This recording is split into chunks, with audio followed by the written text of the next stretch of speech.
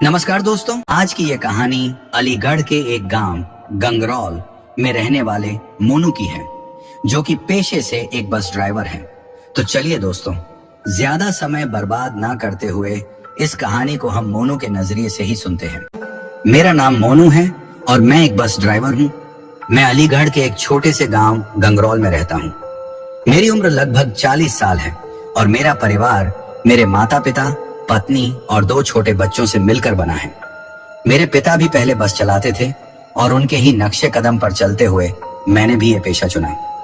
मेरा घर साधारण सा है, एक छोटी सी जमीन पर बना हुआ, पर प्यार और अपनापन भरा हुआ है।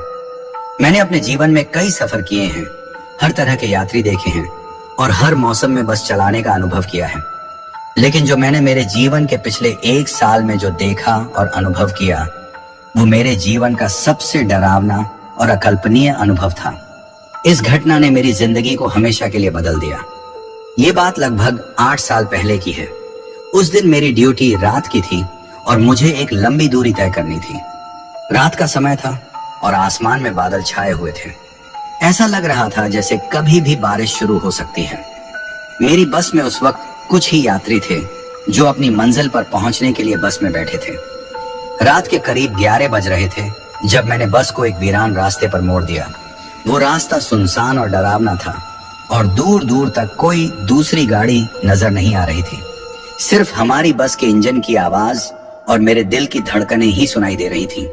एक अजीब सा सन्नाटा और ठंडक महसूस हो रही थी। जैसे ही हम उस रास्ते पर कुछ दूर आगे बढ़े, अचानक से मैंने देखा कि सड़क के किनारे एक औरत खड़ी थी। उसकी उम्र 25-30 साल के बीच होगी और उसने सफेद साड़ी पहनी हुई थी।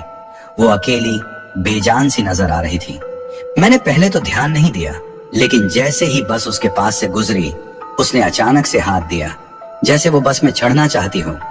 मेरे मन में एक अजीब सी बेचैनी हुई, लेकिन मैंने बस को रोका और दरवाजा खोला।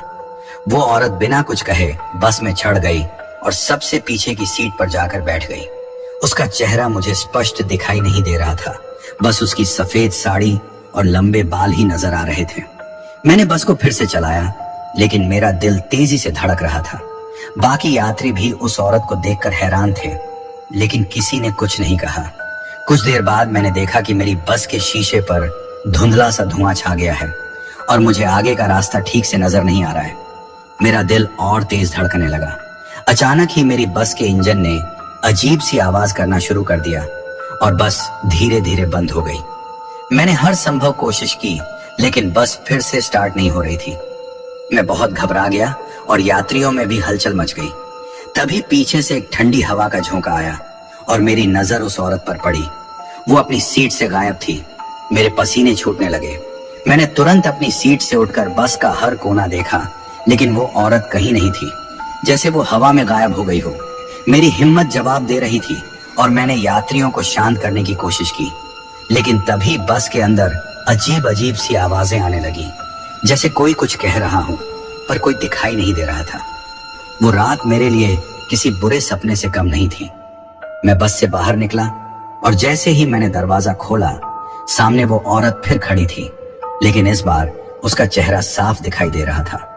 उसकी आंखें लाल थीं, चेहरा बेजान और खून से सना हुआ था। उसने मुझे घूर कर देखा और एक भयानक हंसी के साथ गायब हो गई। मैं कांपते हुए वापस बस में आया और मेरी सांसें फूल रही थी। वो रात किसी तरह गुजरी, लेकिन उस घटना ने मुझे अंदर तक हिलाकर रख दिया।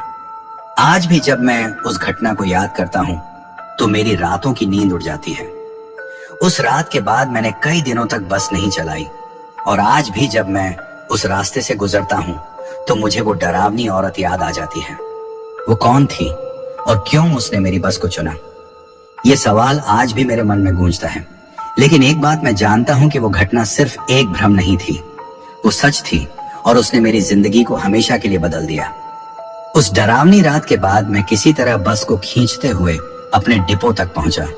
वहां पहुंचते ही मैंने तुरंत अपने सुपरवाइजर को सारी बात बताई, लेकिन जैसा कि होता है, उन्होंने मेरी बात को मजाक में उड़ा दिया। उन्होंने कहा, रात में थकान के कारण तुझे ऐसा महसूस हुआ होगा, लेकिन मेरे दिल और दिमाग में वो घटना गहराई तक बस चुकी थी। उस औरत की भयानक हंसी और उसका खून से सना चेहरा मेरी आंखों के सामने से हट ही नहीं रहा था। अगले कुछ दिनों तक मैं घर पर ही रहा, किसी से ज्यादा बात नहीं की। मेरी पत्नी ने कई बार मुझसे पूछा कि क्या हुआ है, लेकिन मैंने उसे सच नहीं बताया। डर था कि वो भी मुझे पागल समझेगी। कुछ दिनों बाद मैंने हिम्मत जुटाई और फिर से बस चलाने का फैसला किया। इस बार मैंने तय किया कि मैं उस रास्ते पर नहीं जाऊंगा जिस पर वो घटना घटी थी। मैंने अपने सुपरवाइजर से अनुरोध किया कि मेरी ड्यूटी दिन की कर दी जाए ताकि मुझे रात में बस ना चलानी पड़े, लेकिन किस्मत को शायद कुछ और ही मंजूर था। एक दिन मुझे फिर से रात की ड्यूटी दे दी गई और वो भी उसी रास्ते पर। मैं बहुत डर गया था, लेकिन मजबूरी में मुझे वो ड्यूटी करनी पड़ी। उस दिन भी रात का समय था और वही वीरान रास्ता। बस में कुछ ही यात्री थे और मेरे दिल की धड़कनें फिर से तेज हो रही थी। जैसे ही मैं उस रास्ते पर पहुंचा, मेरी नजर अनजाने में फिर से उसी जगह पर चली गई जहां उस रात वो औरत खड़ी थी। इस बार वहां कोई नहीं था, लेकिन एक अजीब सा सन्नाटा और ठंडक महसूस हो रही थी। मैं अपनी घबराहट को दबाते हुए बस चला रहा था, तभी अचानक से फिर वही ठंडी हवा का झोंका आया। मैंने अपने रियर व्यू मिरर में देखा और मेरी सांसें थम गईं। वही औरत फिर से सबसे पीछे की सीट पर बैठी थी। इस बार उसका चेहरा और भी भयानक लग रहा था, जैसे वो और भी ज्यादा गुस्से में हो। मेरी हिम्मत टूटने लगी थी और मैंने बस को रोकने की कोशिश की, लेकिन ब्रेक काम नहीं कर रहे थे। बस खुद ब खुद तेजी से चलने लगी, जैसे कोई उसे चला रहा हो। यात्रियों में हड़कंप मच गया। हर कोई चिल्ला रहा था, लेकिन मैं कुछ नहीं कर पा रहा था। बस की स्पीड लगातार बढ़ती जा रही थी और सामने एक तीखा मोड़ आ रहा था। मुझे लगा कि अब सब खत्म हो जाएगा। मैं बस में मौजूद यात्रियों की सुरक्षा के लिए भगवान से प्रार्थना करने लगा। तभी बस अचानक से एक झटके के साथ रुक गई, जैसे किसी ने उसे एक झटके में रोक दिया हो। सभी यात्री घबराकर अपनी सीटों से उठ गए और जल्दी से बस से बाहर निकलने लगे। मैं भी हिम्मत करके बाहर निकला, लेकिन जैसे ही मैंने पीछे मुड़कर देखा, वो औरत फिर से वहां खड़ी थी। इस बार उसकी आंखों में एक अजीब सी चमक थी और उसने अपनी उंगली से मुझे इशारा किया कि मैं उसके पास आऊं। डर के मारे मेरे कदम रुक गए, लेकिन मेरे शरीर में अजीब सा खिंचाव महसूस हो रहा था, जैसे कोई मुझे उसकी ओर खींच रहा हो। तभी अचानक से उसके चेहरे पर एक बुरी तरह की मुस्कान आई और उसने कहा, तूने मेरे साथ धोखा किया था, अब मैं तुझे छोड़ूंगी नहीं। मैंने उसकी बात सुनी और समझ में आ गया कि ये औरत इंसान नहीं, बल्कि एक आत्मा है जो किसी से बदला लेने आई है।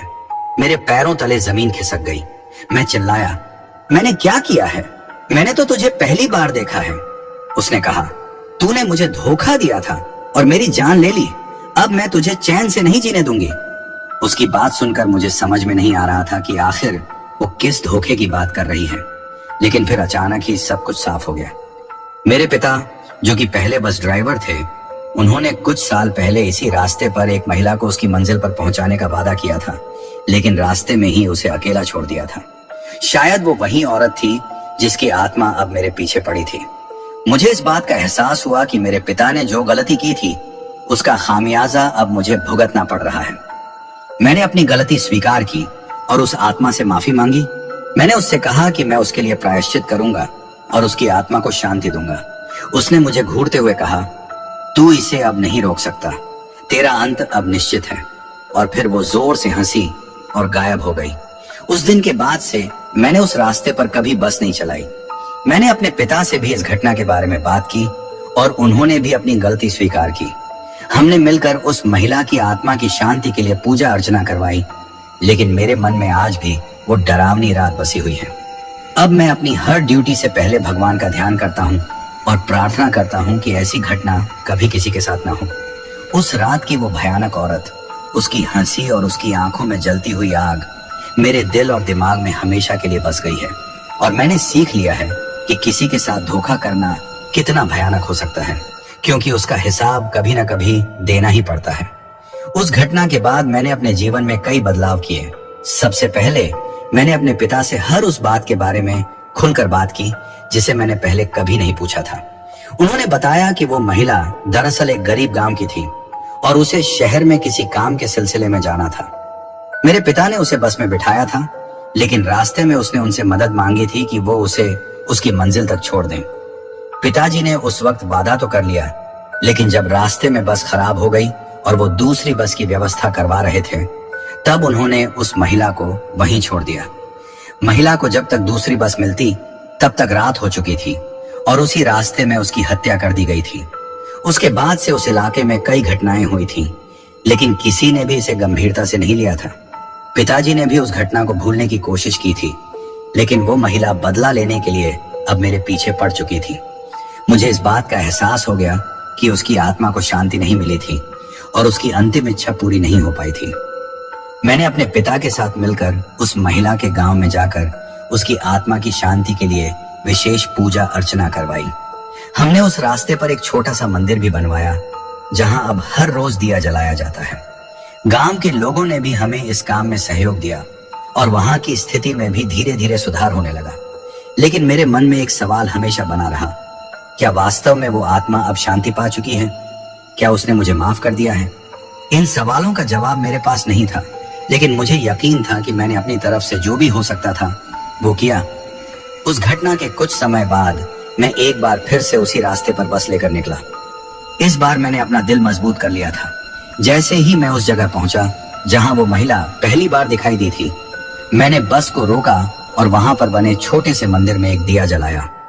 उस वक्त मुझे अपने अंदर एक अजीब सी शांति महसूस हुई, जैसे वो आत्मा अब शांति पा चुकी हो। अब जब भी मैं उस रास्ते से गुजरता हूँ, मैं उस मंदिर के सामने रुककर दिया जलाता हूँ और प्रार्थना करता हूँ कि किसी भी आत्मा को कभी ऐसे भटकना ना पड़े।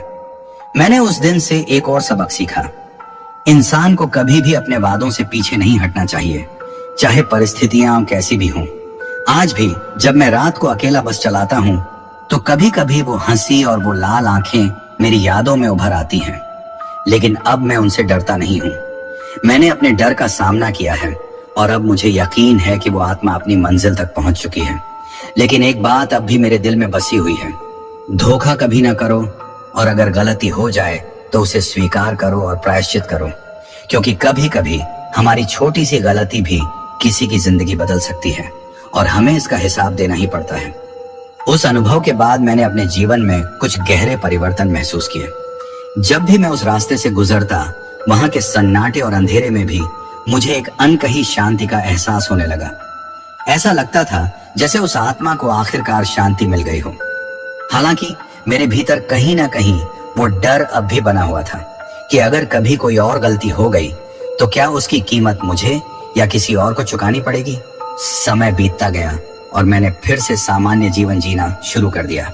हालांकि रात की ड्यूटी से मैं अब भी बचने की कोशिश करता था, लेकिन एक दिन मुझे फिर से वही रास्ता तय करना पड़ा। उस रात भी आसमान में काले बादल छाए हुए थे और हल्की हल्की बारिश हो रही थी। मन में एक अजीब सी बेचैनी थी, लेकिन मैंने खुद को समझाया कि सब ठीक रहेगा। मैंने अपनी बस को सावधानी से चलाते हुए उस रास्ते की ओर बढ़ाया। बस में यात्रियों की संख्या कम थी और हर कोई अपने में खोया हुआ था। जैसे ही मैं उस स्थान के पास पहुंचा जहां पहले वो भयानक घटना हुई थी, मेरे दिल की धड़कनें एक बार फिर तेज हो गई।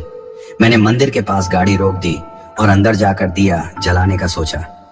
जैसे ही मैं मंदिर के पास पहुंचा, वहां की शांति और ठंडक ने मुझे घेर लिया। मैंने हाथ में दिया जलाया और मंदिर के अंदर जाकर उसे रख दिया। तभी मुझे पीछे से किसी के चलने की आवाज सुनाई दी। मैं धीरे धीरे पीछे मुड़ा और देखा कि वहां एक बुजुर्ग व्यक्ति खड़ा था जो मुझे बड़ी उत्सुकता से देख रहा था। वो व्यक्ति धीमी आवाज में बोला, तू वही ड्राइवर है ना जिसने उस आत्मा की शांति के लिए पूजा करवाई थी? मैंने सिर हिलाकर हामी भरी। उसने मुस्कुराते हुए कहा, तूने बहुत अच्छा काम किया है बेटा। उस आत्मा को शांति मिल गई है, लेकिन यह रास्ता अभी भी सुरक्षित नहीं है। मैंने घबरा कर पूछा, क्या मतलब है आपका? उस बुजुर्ग ने कहा, यहां पर एक और आत्मा है जो अब तक भटक रही है। ये आत्मा भी एक धोखे का शिकार हुई थी और वो अब भी अपनी सच्चाई को खोज रही है। अगर तू उसकी मदद कर सका तो शायद इस जगह को हमेशा के लिए शांति मिल सकेगी। मैं हक्का बक्का रह गया। एक और आत्मा और उसका भी धोखे से संबंध। मैं उस व्यक्ति से और जानना चाहता था, लेकिन जैसे ही मैंने उससे आगे बात करने की कोशिश की, वो अचानक गायब हो गया, जैसे वो कभी वहां था ही नहीं। मैं मंदिर के सामने कुछ समय तक स्तब्ध खड़ा रहा। उस रात की घटना ने मुझे हिलाकर रख दिया था और अब यह नया रहस्य मेरे सामने था। मैंने बस को फिर से स्टार्ट किया और धीरे धीरे उस सुनसान रास्ते से आगे बढ़ने लगा। मेरा दिल इस नए रहस्य से उलझा हुआ था, लेकिन मैंने ठान लिया कि मैं इस आत्मा की सच्चाई भी जानकर रहूंगा। आने वाले दिनों में मैंने उस बुजुर्ग की बात को गंभीरता से लिया। मैं गांव के बुजुर्गों से मिला, उनसे उस रास्ते के बारे में और जानकारी हासिल करने की कोशिश की। कुछ ने कहा कि वो सिर्फ एक किस्सा है, कुछ ने कहा कि सचमुच वहां कोई आत्मा भटक रही है जिसने अपना बदला अभी तक नहीं लिया। मैं इस पहेली को सुलझाने के लिए हर संभव कोशिश करने लगा, लेकिन यह सफर इतना आसान नहीं था। मुझे एहसास हुआ कि कभी कभी हमें अपनी गलतियों का सामना करना पड़ता है, लेकिन किसी और की गलती का हिसाब भी हमें ही देना पड़ सकता है। और इस बार मुझे अपने लिए नहीं बल्कि उस आत्मा के लिए यह काम करना था। उस आत्मा का क्या सच था, उसका धोखा क्या था, और मैं उसकी मदद कैसे कर सकता था? इन सवालों ने मुझे पूरी तरह से घेर लिया था, लेकिन मैं जानता था कि अगर मैंने इस रहस्य को सुलझा लिया तो शायद मैं और उस रास्ते पर आने वाले हर इंसान को हमेशा के लिए शांति मिल सकेगी। ये सिर्फ एक नई कहानी की शुरुआत थी, जिसमें मैं फिर से एक अनजान सफर पर निकल पड़ा था, एक नए रहस्य की ओर जो शायद मेरे जीवन का सबसे बड़ा सच बनने वाला था। मैंने उस बुजुर्ग की बात को अपने दिल और दिमाग में बसा लिया। यह एक नई चुनौती थी, एक ऐसा रहस्य जिसे सुलझाना मेरे लिए जरूरी था। अब मेरी जिंदगी का मकसद सिर्फ एक आत्मा की शांति तक सीमित नहीं था, बल्कि इस दूसरी आत्मा की सच्चाई को उजागर करना भी था। अगले कुछ दिनों तक मैंने उस रास्ते से गुजरते हुए हर छोटी बड़ी बात पर ध्यान देना शुरू कर दिया। मैंने गांव के लोगों से भी और बातें जाननी चाहिए, लेकिन हर कोई इस विषय पर बात करने से कतराता था। कुछ ने कहा कि वह आत्मा एक यात्री की थी जिसे रास्ते में ही मार दिया गया था। दूसरों ने कहा कि वह एक औरत थी जो अपने प्रेमी से मिलने आई थी, लेकिन धोखे का शिकार हो गई। जितनी भी बातें सुनी सभी अलग अलग थीं, लेकिन उनमें एक चीज समान थी, धोखा। ये आत्मा भी किसी धोखे का शिकार हुई थी और शायद इसलिए वह अब भी शांति नहीं पा सकी थी। एक रात जब मैंने फिर से उस रास्ते से गुजरने का फैसला किया तो इस बार मैं अकेला नहीं था। मैंने अपने एक दोस्त को, जो पुराने समय के किस्सों में विश्वास करता था और इस तरह के मामलों की तह तक जाने में माहिर था, अपने साथ ले लिया। उसका नाम राजू था। हम दोनों ने ठानी थी कि इस बार हम उस आत्मा की सच्चाई को जानकर ही रहेंगे।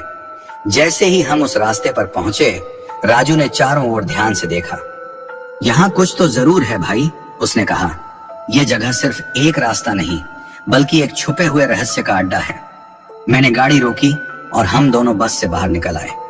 अंधेरे में सिर्फ हमारी टॉर्च की रोशनी थी जो किसी न किसी रहस्यमयी चीज की ओर इशारा कर रही थी। हमने मंदिर की ओर कदम बढ़ाए और जैसे ही हम वहां पहुंचे, राजू ने मंदिर के चारों ओर गौर से देखा।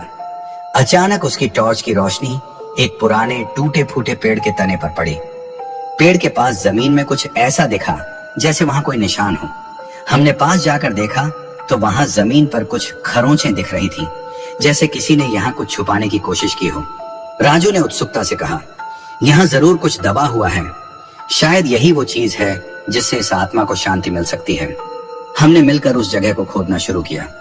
थोड़ी ही देर में हमें वहां से एक पुराना बक्सा मिला। बक्सा धूल और मिट्टी से भरा हुआ था, लेकिन जैसे ही हमने उसे खोला, हमारी आंखें हैरानी से खुल गईं। बक्से के अंदर कुछ पुराने कागजात, एक टूटी हुई चूड़ियों की जोड़ी और एक पुरानी तस्वीर थी। तस्वीर में एक महिला और एक आदमी दिखाई दे रहे थे, जो शायद किसी जमाने में प्रेमी प्रेमिका रहे होंगे। उन कागजों में कुछ पुराने खत थे जो उस औरत ने अपने प्रेमी को लिखे थे, लेकिन सबसे चौंकाने वाली बात यह थी कि उन खतरों में बार बार धोखा शब्द का उल्लेख था। राजू ने उन खतों को पढ़ते हुए कहा, यह वही महिला है जो उस आदमी से मिलने आई थी। शायद उस आदमी ने उसे यहाँ आने के लिए कहा था और फिर यहाँ पर उसे अकेला छोड़ दिया। उस धोखे का शिकार होकर उसकी मौत हो गई और तभी से उसकी आत्मा यहाँ भटक रही है। अब हमें समझ में आने लगा था कि इस आत्मा का दर्द क्या था। उस महिला को उसके प्रेमी ने इस वीरान जगह पर बुलाया था, लेकिन शायद वह कभी आया ही नहीं और उस धोखे के कारण उसकी आत्मा को शांति नहीं मिल पाई थी। हमने तय किया कि हम उस महिला की आत्मा को शांति देंगे। हमने उसके नाम से वहां एक छोटी सी यादगार बनवाई और उस प्रेमी की तस्वीर को भी वहीं पर रख दिया, ताकि उसकी आत्मा को यह लगे कि उसका प्रेमी उसके पास है। हमने उस बक्से को फिर से उस जगह पर सुरक्षित तरीके से दबा दिया और वहां एक दीप जलाया। जैसे ही हमने यह सब किया, हमें ऐसा लगा जैसे उस जगह की ठंडक अचानक से खत्म हो गई हो। एक हल्की सी हवा चली और हमें एक आवाज सुनाई दी, धन्यवाद। हम दोनों स्तब्ध रह गए, लेकिन साथ ही हमें संतोष भी हुआ कि हम शायद उस आत्मा की मदद कर सकें। उस दिन के बाद मैंने उस रास्ते पर कई बार गाड़ी चलाई, लेकिन फिर कभी किसी आत्मा का एहसास नहीं हुआ। मुझे लगा कि उस आत्मा ने आखिरकार शांति पा ली थी। उस बक्से को देखकर मुझे एहसास हुआ कि किसी के साथ धोखा करना कितना भयानक हो सकता है। लेकिन सबसे बड़ी बात यह थी कि मैंने सीखा कि जब तक हम अपने कर्तव्यों को निभाते रहेंगे और दूसरों की मदद करते रहेंगे, तब तक हम किसी भी भटकाव से बच सकते हैं।